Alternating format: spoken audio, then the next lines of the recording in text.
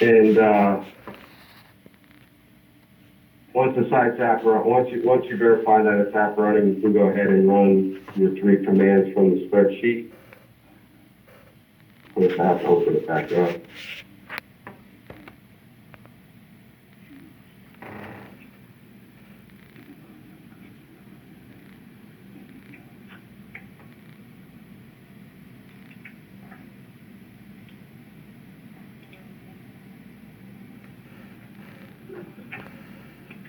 And first command changes to the Ethernet backhaul mode.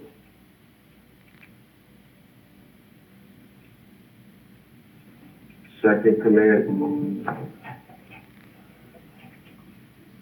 try this again. Second command changes the IP config. Third command turns off relay routing.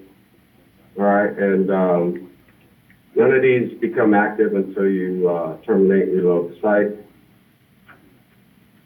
So we have to CD back to the subsystem 1 mode and then actually terminate.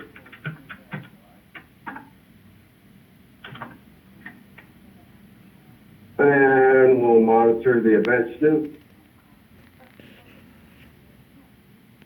This change IPPTS command. This gets run in table and PTS IWF port in VSMCI. And we're looking at port 739. All right, so that's reset's completed. So we go to VSMCI and we position on 739 and we list it out. And as a double check, I make note of these authentication keys, 27, 1082, and I go look at my old DBA information that I captured and verify that we are in fact looking for those keys, 27, 1082, and then I change the IP. So this changes the IP on the BSC side, and it's changing from 10.207, 38.220 to 10.51, 96.25. While that's ongoing, I'll let the field tech know that he can move the cable. And I'm not sure, I'm pretty sure we have a 920 out there. And this DVA goes into port 9. Hey Al, this is Doug. We're ready for you to move the cable on the 800 DVA. It's moving from, it's moving to port 9 on the new CSR. I'm sorry, say it again. I got it cut off. Well, yeah, we're ready to move the cable on the 800 DVA. Okay. It's going into port 9 on the new CSR.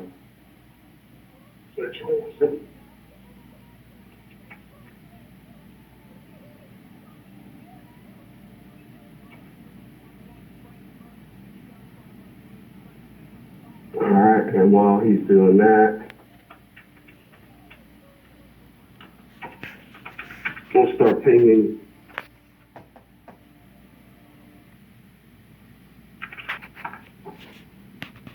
We'll start pinging that DBA.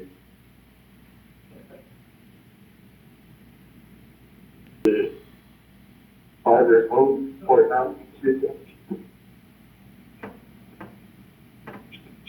All right, that looks good. I see it nip running.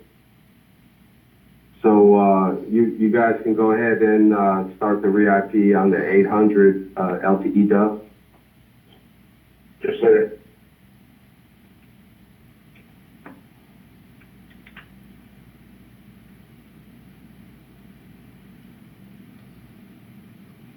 All right, so they're getting started on 800 LTE. So I will exit from my Amos session and I will start a ping.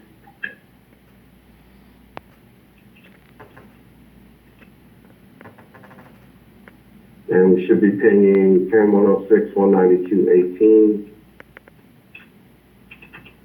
111, 106.192.18.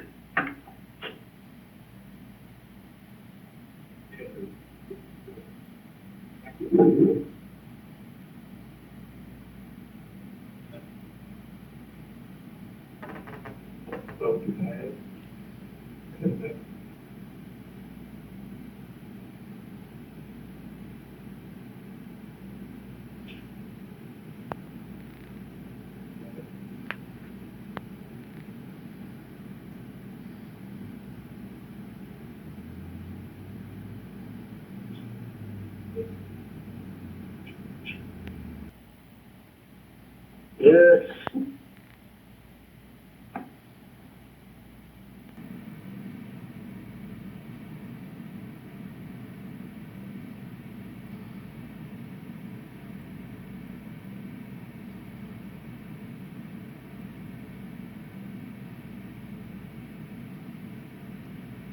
So status, the FDDs, doing a lawn check. The UE print space dash admitted. Excuse me, admitted. Do an exit. Now he's trying to ping.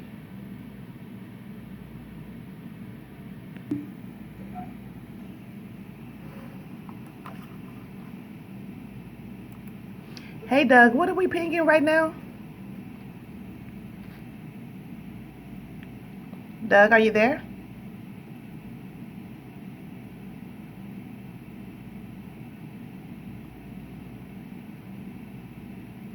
Anybody? Bueller?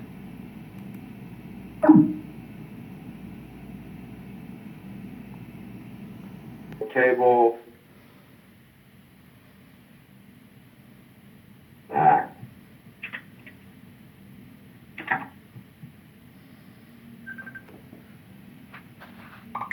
And of course we get the node name back. Now we have to go to the CLI app and we have to change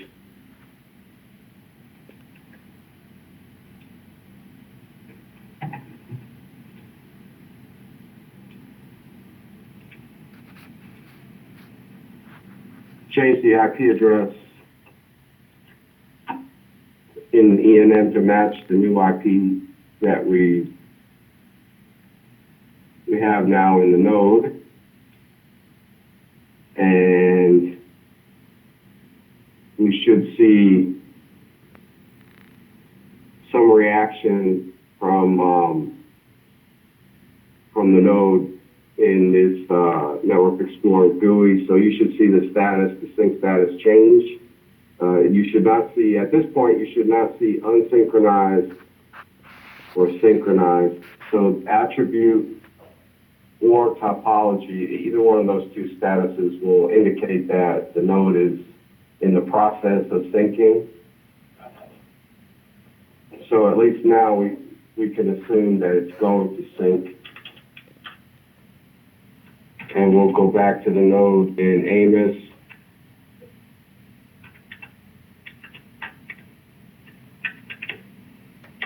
And we'll save a CV.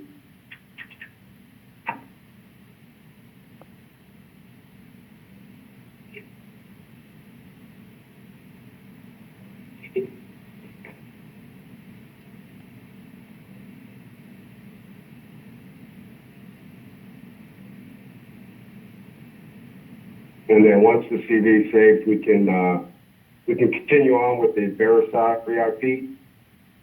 And in order to do that, there's a couple of scripts we have to run. So I am going to, from within the Amos session, I'm going to change my directory to my dark fiber directory. In order to do that, you have to use the exclamation point.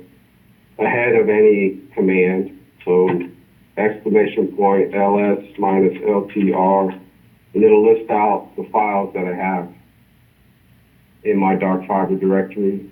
And the two scripts that we need to run are this script 0, which is the backhaul deletion script. And you'll notice that has an MOS extension, so I have to use the run command. But before I do it, I forgot one step. I have to block FDD.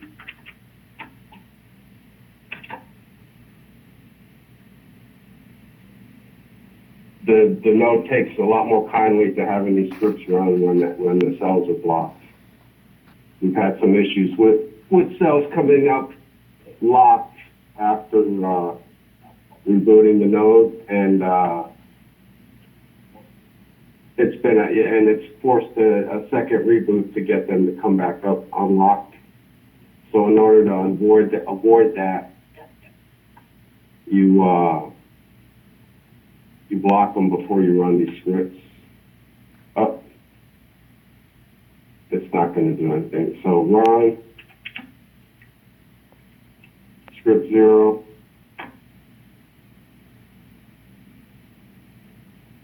So that deletes the backhaul for the bearer side.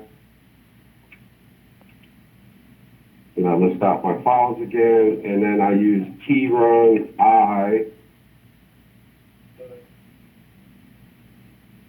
to run my 800 bearer script because that has a .mo extension.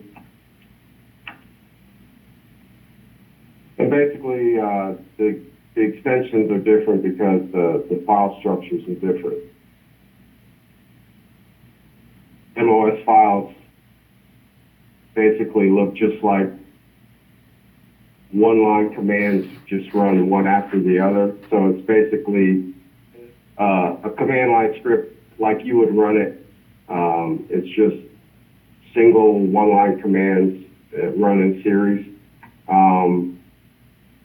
.mo commands are proprietary block format, Ericsson block format. So there is a begin and an end, and then a series of parameters in between that work on a single mode. And if you use the run command to run those block commands, it will not work. You'll get all kinds of errors. And if you use trun I to run an MOS file, you'll have similar errors. So it's not going to break anything if you do that. It's just going to force you to have to reboot the node and start over. But you should just keep in mind that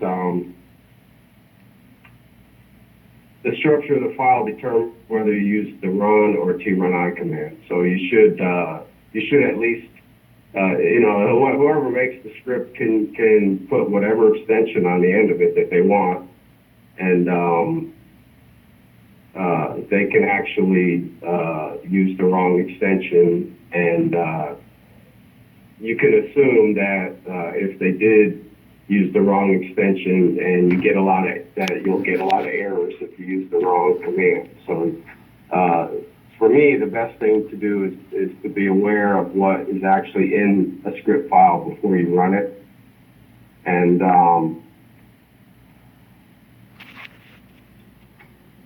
for me, I know exactly what's in it. All right. So this is an example of a .mo file, and you can see that there's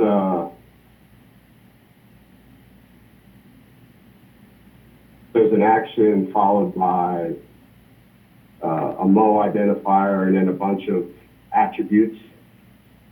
That's the block structure of a .mo file. And if you look at this is actually an example of an MOS file where the commands are basically run line by line the same way you would run it if you entered the commands one by one at the command line.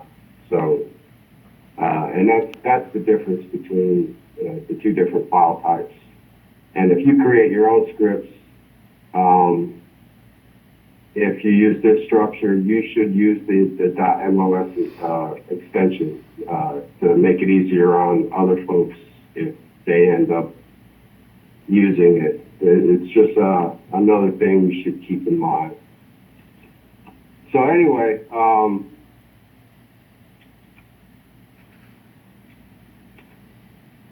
I ran that second script. Now what this script does, it just adds the backhaul back in that we deleted, only it enters it back in with new IPs. And once that's, and then save a CD.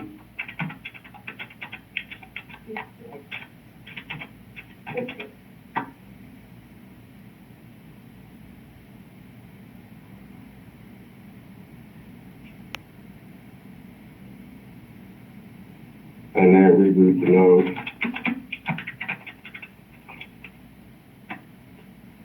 And yes, I'm sure. And we do a restart calls without test, so it's number 2. And this is a planned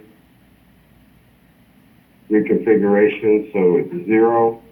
And then it should give some kind of a descriptive string so somebody knows why you rebooted.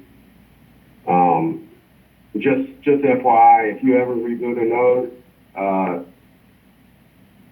that reboot gets logged in the log files on the node. So if somebody was interested, they could pull up that log file and they could look at all the reboots on the status of the reboot.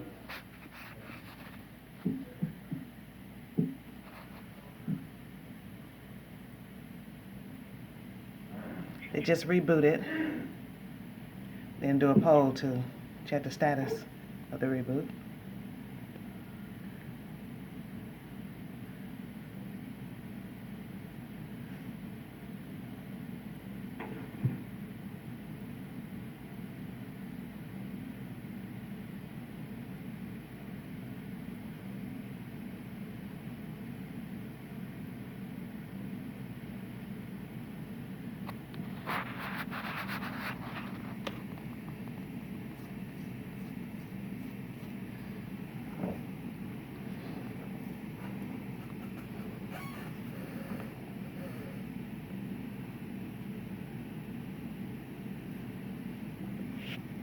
Status, and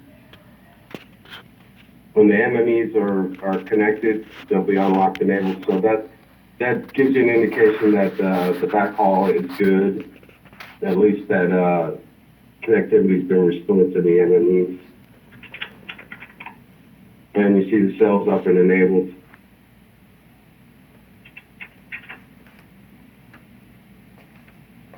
Quick alarms, nothing has come up yet. And you see traffic's restored. So now the next thing we're going to do is delete the neighbors. And those are called term points to eNode B.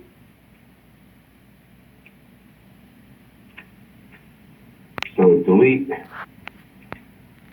term points to eNode B. Yes.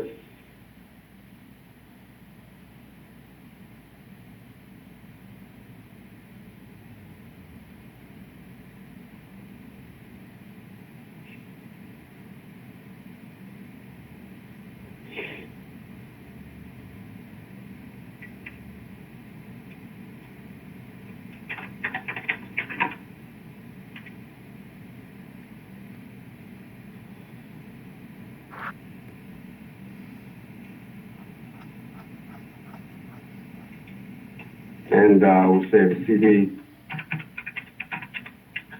Fiber complete.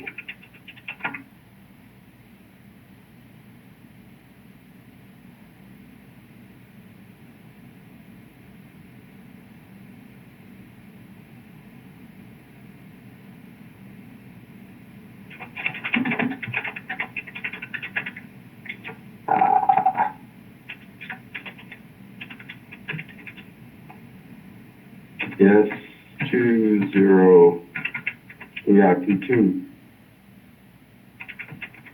pole.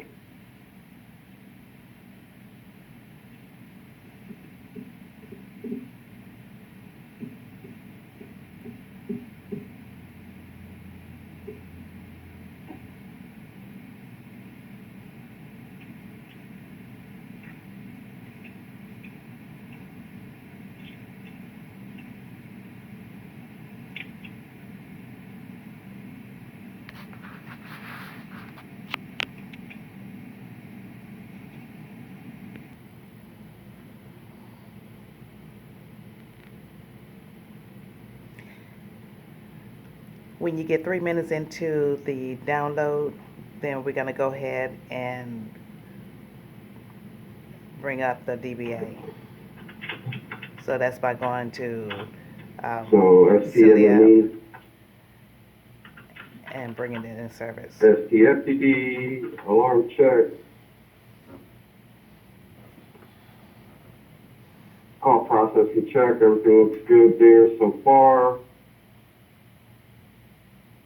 We're at call processing modes, initializing on the 800 dBA.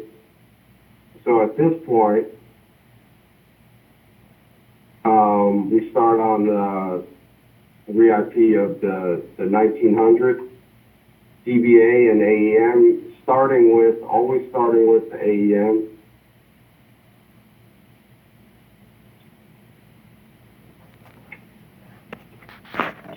All right, so the existing current AEM IP is this one that we captured in the pre-work. So you go to the regular gens command line and we'll SSH to it.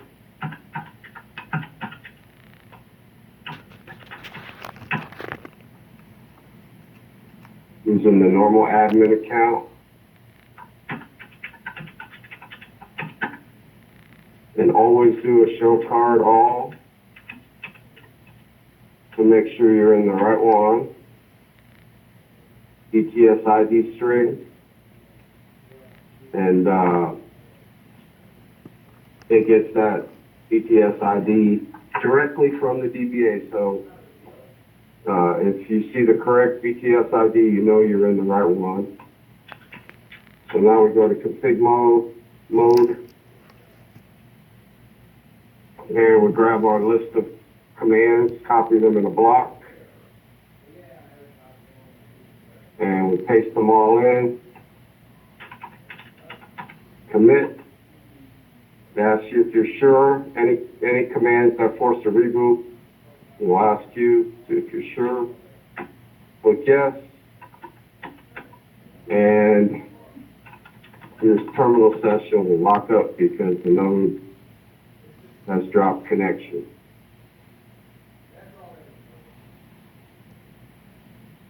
Once that's happened,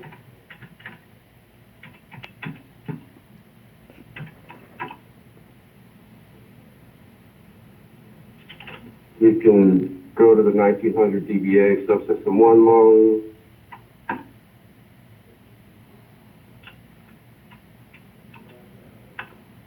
Verify that it's app running.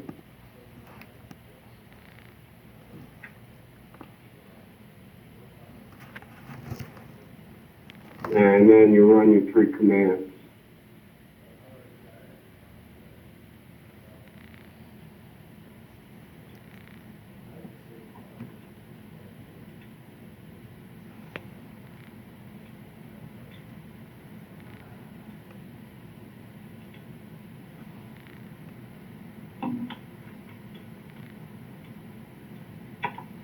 CD back to the subsystem 1 mode. And I usually wait for the 800 dBA to come back up so we know that there's some more call processing. There's some call processing on the site before we take the 1900 voice down. So we'll surf that 800 dBA.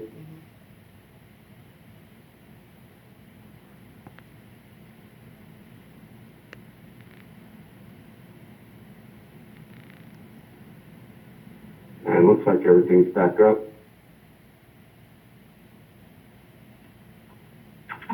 No EBDO, check alarms. Looks like the GPS alarm cleared.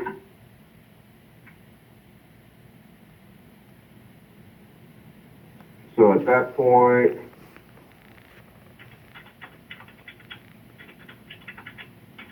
we terminate the 1900 DBA.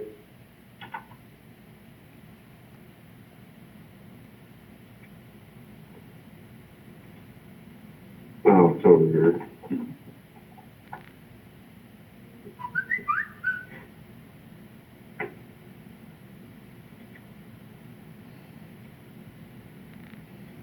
And we grab this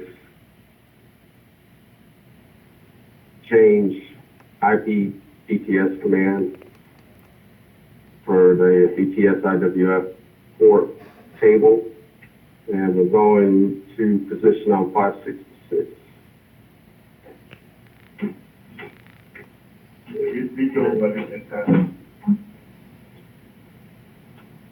So position on 566, and we'll list it out.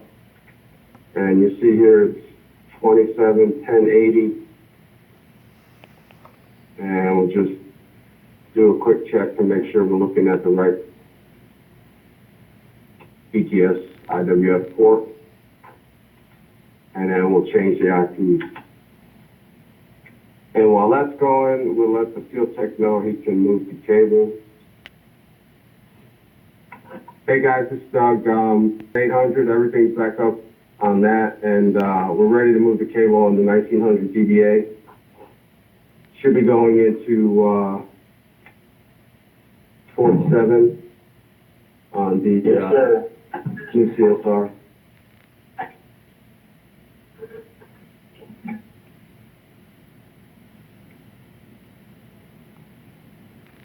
And while he's doing that, we'll ping the DBA.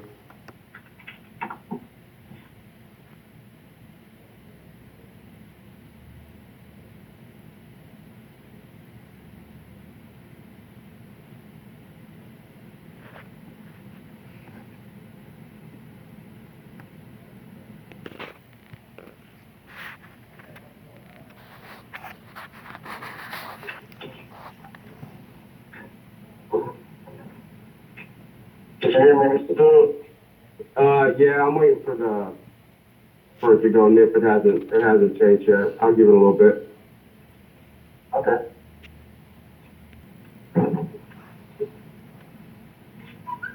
All right, looks good. I got solid nip. So you can go ahead and start on the 1900 LTE bus.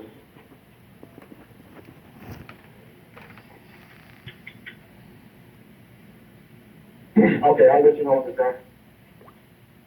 Okay, I appreciate it. All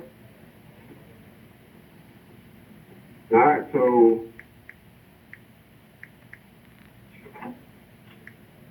this is a small site, so it won't take very long to be done. And we'll ping this new IP. Let's see what 18 to 19.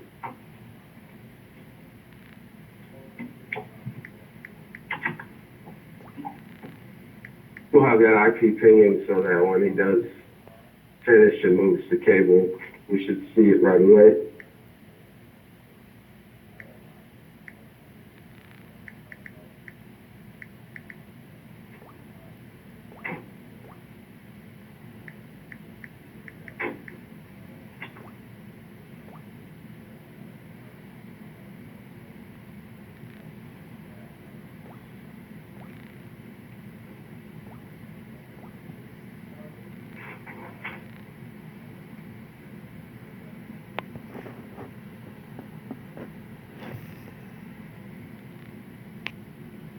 Fights are straightforward. There's not much to them, just two DBAs, two Dustons. So it goes pretty quick, and after you've done a few of these, 3IPs, this part of it, not too big a deal. You know, the 2.5 nodes, the 5G and MIMO is relatively new, but the ReIP process is kind of simple there too. So, you know, each piece of the pie, so to speak, is very doable, and it's just gonna be a matter of doing a couple, getting comfortable with it. I find the pre-work, gathering all the information to be the biggest challenge.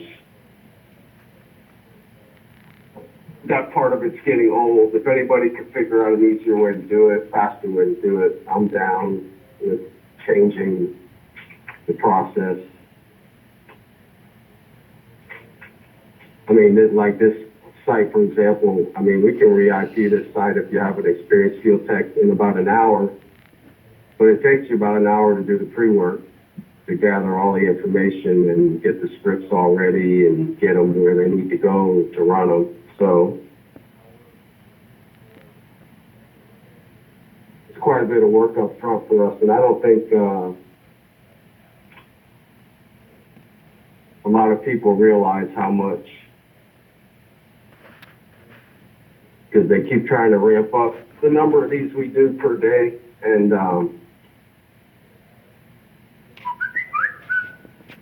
you know, the workload from the pre-work part of it's not going away, so there's pretty much no way we can do more than 3 of these per day, no matter what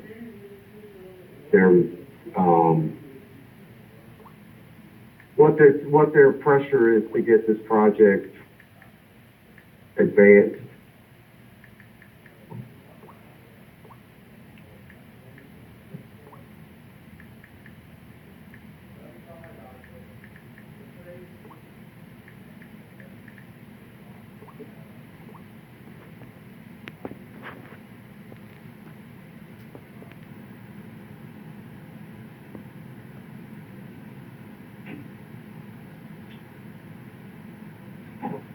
All right, I can ping it. So I'll log into it, and we'll get this one finished up, and you all should be able to move on to the next site. All right, thanks, sir.